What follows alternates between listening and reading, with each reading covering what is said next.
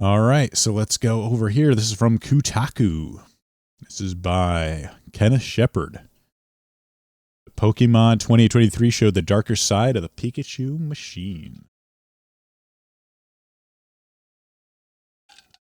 Pardon me while I take a drink. Pokemon profit margin didn't reflect it, but the franchise had a rough year in 2023.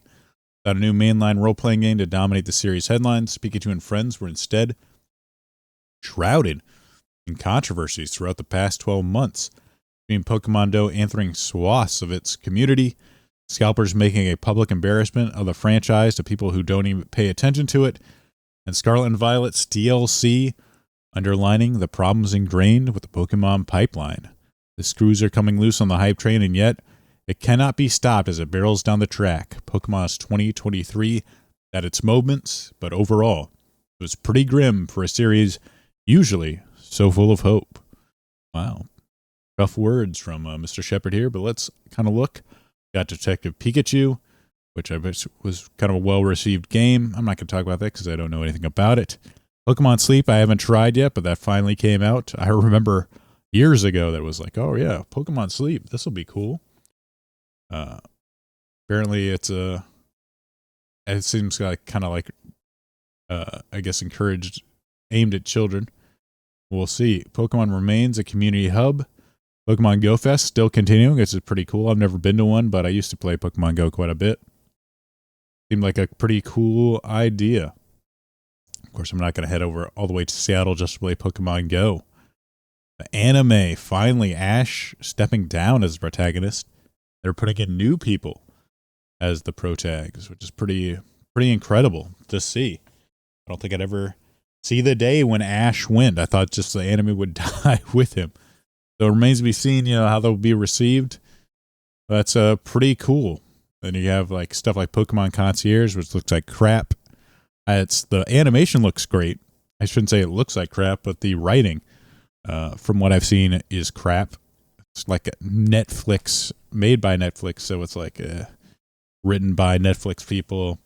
Looks like it was written by a woman for women, so no thanks. Pokemon Concierge, live action drama. I have not seen that. I think it's in Japanese. Let's move down to the games. Scarlet and Violet DLC highlights the best and the worst of the base game. While there's no new RPG in 2023, Scarlet and Violet got a 2-part expansion called The Hidden Treasures of Area Zero in the Teal Mask and Indigo and the Indigo Disc. Fans got a new map to explore, Pokemon to catch, and tools to build competitive teams. While the new story beats don't capitalize enough on the base game's incredible endings, to my liking, one major exception, I'm still happy about to run around new places with friends and co-op and learn about this world. Sadly, in the year since Scarlet and Violet launched, Game Freak hasn't managed to get the game into a fully functional state, and the Teal Mask and Indigo's new open map world maps are just as if not more buggy and ugly than Paldea was in 2022. Ouch. That is one of the big things that was criticized. I mean, the bugs, the hilarious looking bugs, and of course just how ugly this game looks for, just a gigantic franchise with the money that Pokemon Go has. Really compared to its other Nintendo counterparts, Nintendo first-party games are just a step far beyond what Pokemon is doing right now. And of course, this is an article that was I thought was pretty funny and sad at the same time. The Vango Museum fiasco underlines a deep-rooted issue in the community. Pokemon and the Vango Museum had a collaboration this year that included Pokemon-themed recreation of legendary Dutch painter Vincent van Gogh works, as well as merchandise tied to the event, and a rare Pikachu card available with purchase alongside these limited edition items. As anyone who's paid attention to Pokemon in the past 7 years can tell you, scalpers have become an entrenched part of this community, as it's nearly impossible to attempt to buy any limited edition item without someone's bot swooping in and buying it to resell it on sites like eBay.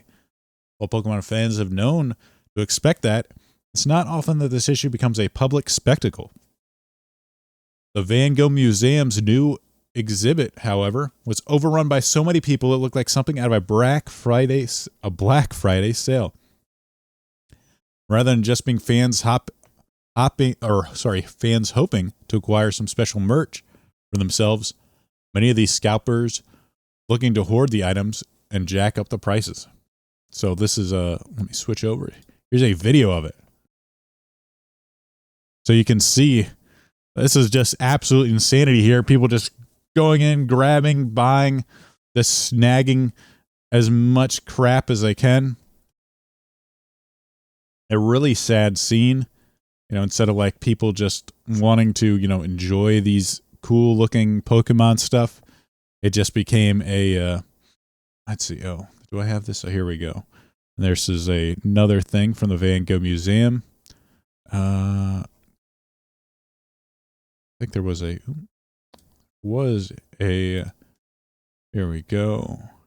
We can look at this picture here. Look at this kind of thing. And then, I have these things on eBay for like $100.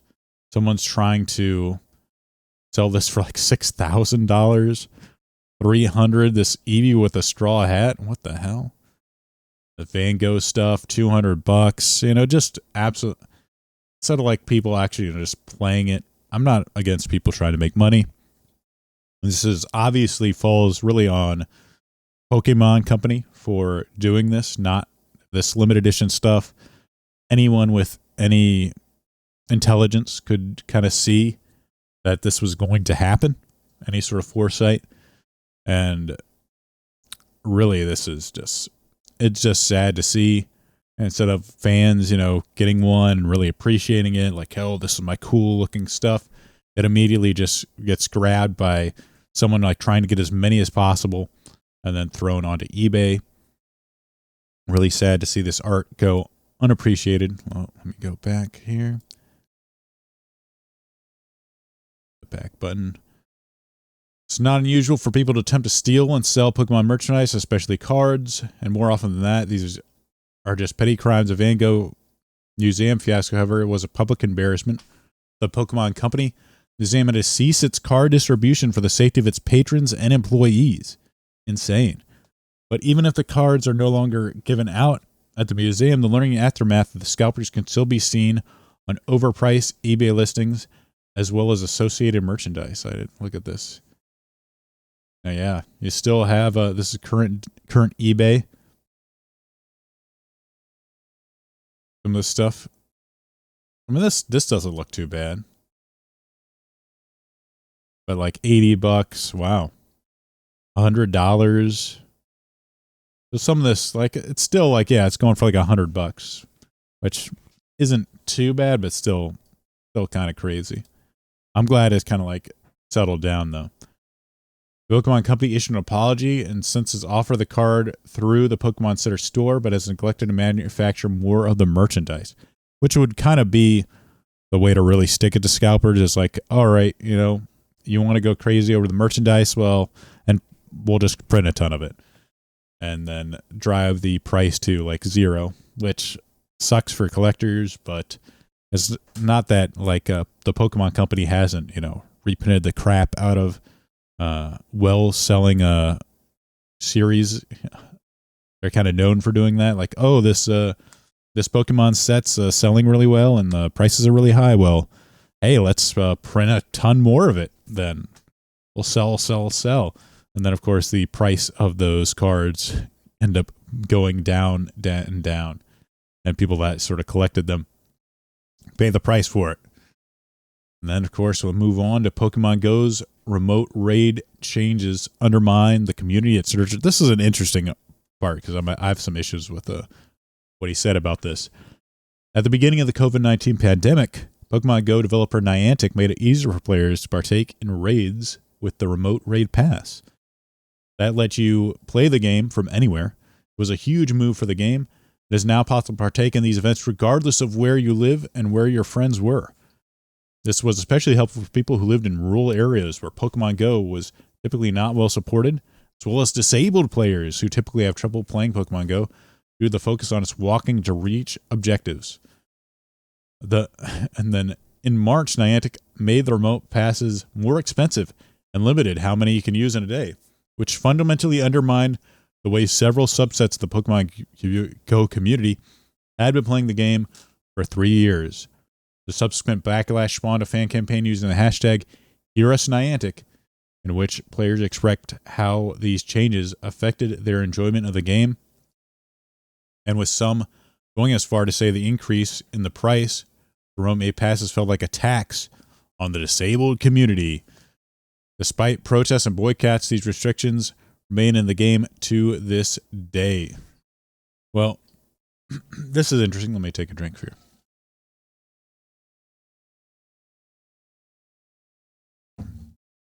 Because I actually think this was a good movement for Niantic, and really like a move that it had to make. People using remote rate, they want to try and like make this about like, oh, these poor rural players, oh, the poor disabled players. Give me a break. The real disabilities are fat, by the way. I'm sure the subset of disabled players is like 0.001% of Pokemon Go. Like if you had a wheelchair or really like, yeah, let me go to the park and play Pokemon Go. That's the game I want to play. What was really happening is like people were just spending an absolute ton on these remote raid passes. There were discords around using these raid passes where like people could play like 24/7 because you could connect to, people in Japan, people in China, anywhere the game was played, people in Europe, like, oh, hey, you want to join my raid? Because you have like, I think up to 5 people can join using a remote raid pass. So there's even like apps on your phone, because I've used them, where it's like, oh, I need to beat this Moltres, but I'm by myself. You know what? Let me get onto Pokemon Genie here, and then like you can put up the Pokemon raid, and then people will join. You copy their friend codes, you add them. It's all actually really streamlined. It's amazing how streamlined it is. 5 other people will join your raid, and now you can beat it easily. You don't need to play with other people. You don't need to gather around with other people in real life to do these raids. So, and usually the people playing on Pokemon Genie are way better than the random people you're going to find in a park. So in a lot of ways, like these really hardcore players were playing by themselves, remote raiding, people in like in a Discord or like I said, through this app, and just playing by themselves. So like you don't need to interact with anybody. You can just hit up raid, use the remote raid passes. Of course, they're not going to get rid of them now because it is a huge amount of money in their game. People buying these remote raid passes, and then raiding just becomes such a huge part of the game. It is a very big pay to win mechanic in terms of getting Pokemon, really good raid Pokemon, which are some of the most powerful Pokemon in Pokemon Go. So overall, it just becomes a really unhealthy situation. And I think Niantic realized that this was going to kind of kill their game eventually if, people just stop playing with each other at the locations. There was, like remote raid like nights or, Wednesday night you go in, you meet up, there's a bunch of raids. So people would like meet up at a local park, certain groups, and they'll do these raids in real life where you can have up to like 20 people in a raid.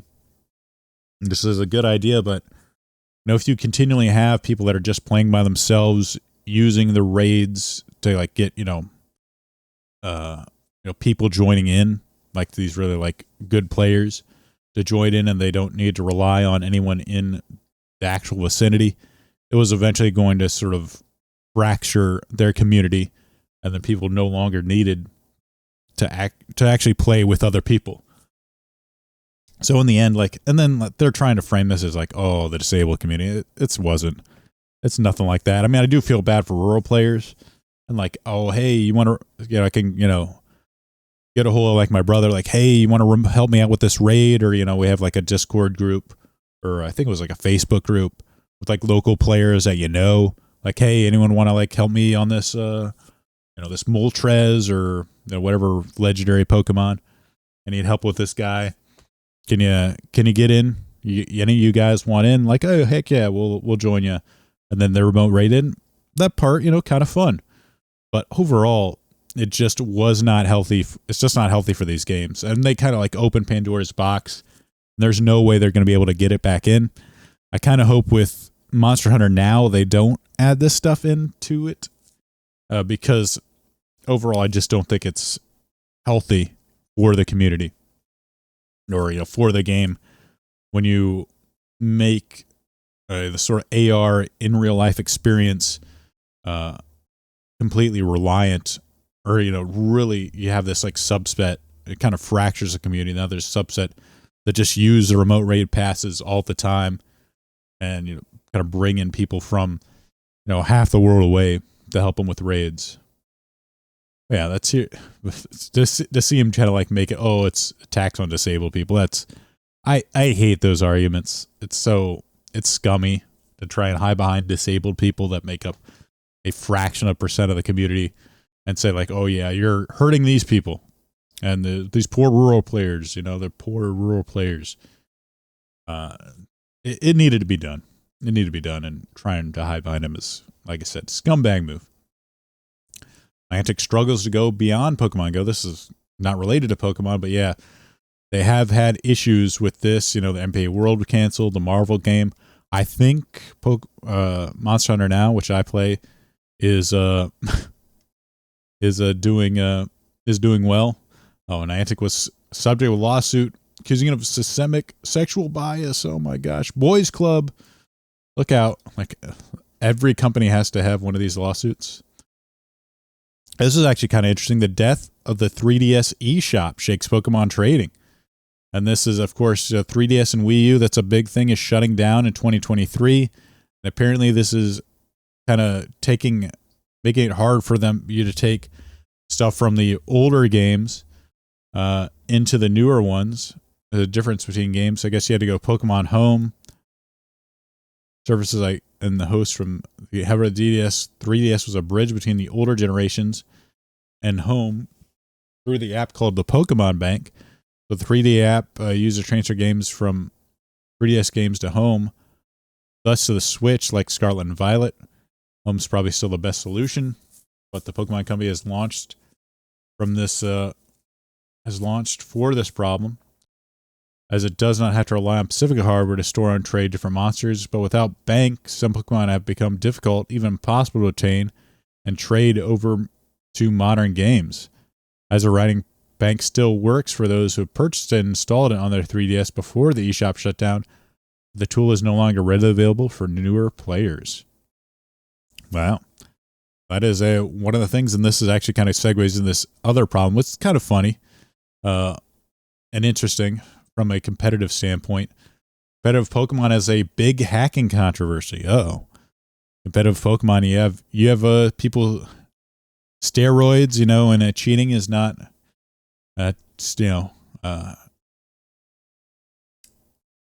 not contained to regular sports. While not every Pokemon player is embedded in the competitive scene, ranked Pokemon's play is still a pillar of the RPG millions of players play every year. However, at this year's Pokemon World Championship tournament in Yokohama, several players were banned from competing after it was discovered they were using hacked teams that weren't approved for competitive use at an official tournament.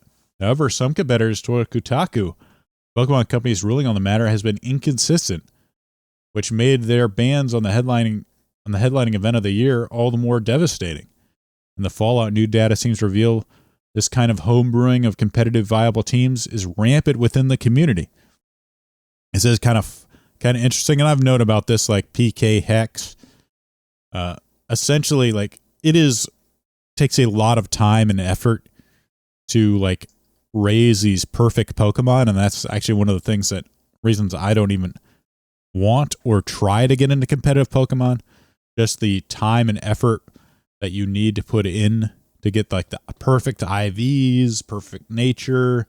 You got to get the right move sets and that kind of stuff. It can take so long to do it for 6 Pokemon, to have for a team.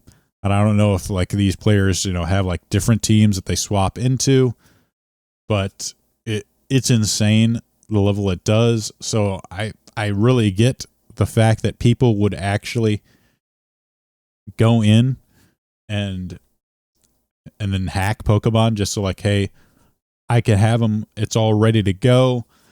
I can, experiment and play with it. That's a huge advantage to be able to do that. I would probably, if I was trying to do it officially, I would hack the Pokemon and then be like, okay, like have like maybe one account like that's hacked.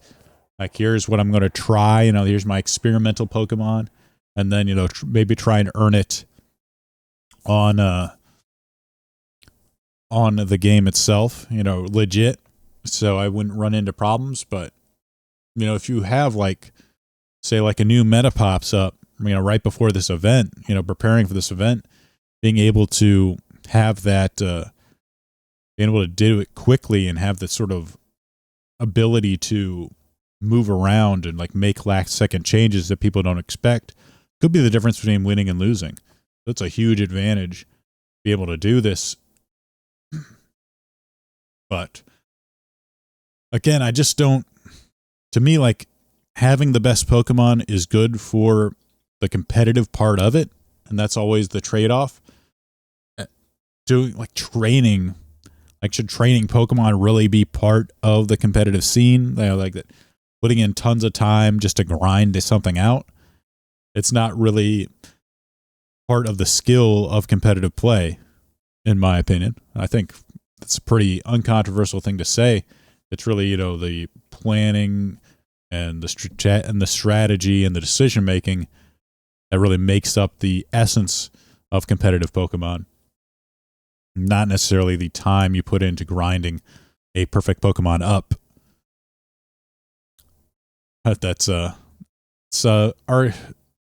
interesting problem they're gonna have. Hopefully, I just hope the Pokemon just make it easier to get in future games. Like just say like, hey, here's like a tools to get it really easily, and we really remove the grinding and the RNG from developing this stuff. This is actually, I think, one of the most interesting part of the article is the machine must be stopped or at least made better. Wet my whistle here.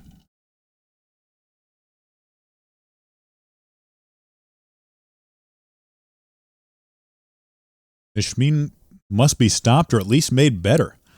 Kotaku launched XP share on the Pokemon column. Blah blah blah. All right.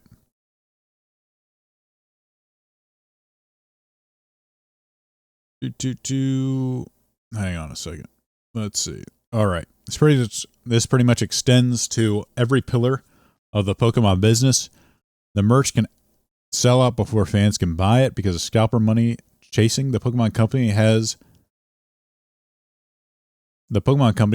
as that of a dedicated fan who wants a Pikachu plush off the shelf. Pokemon CCO Takato Ushinomiya. Yeah, that's it.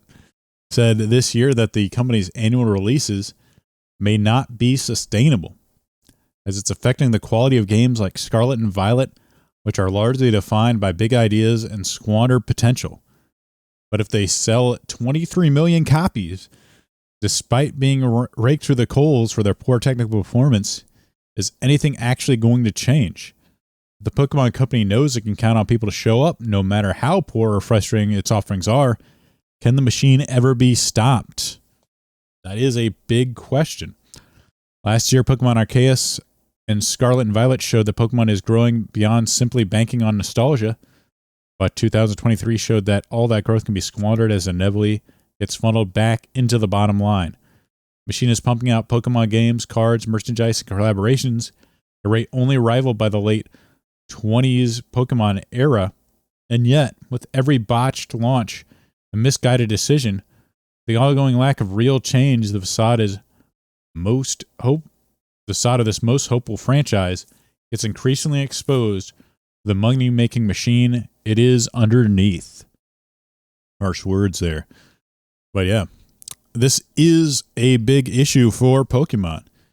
And it's really been sad to see, personally, because I played a crap ton of Red Not as much silver, but slowly my interest in Pokemon has kind of declined over the years.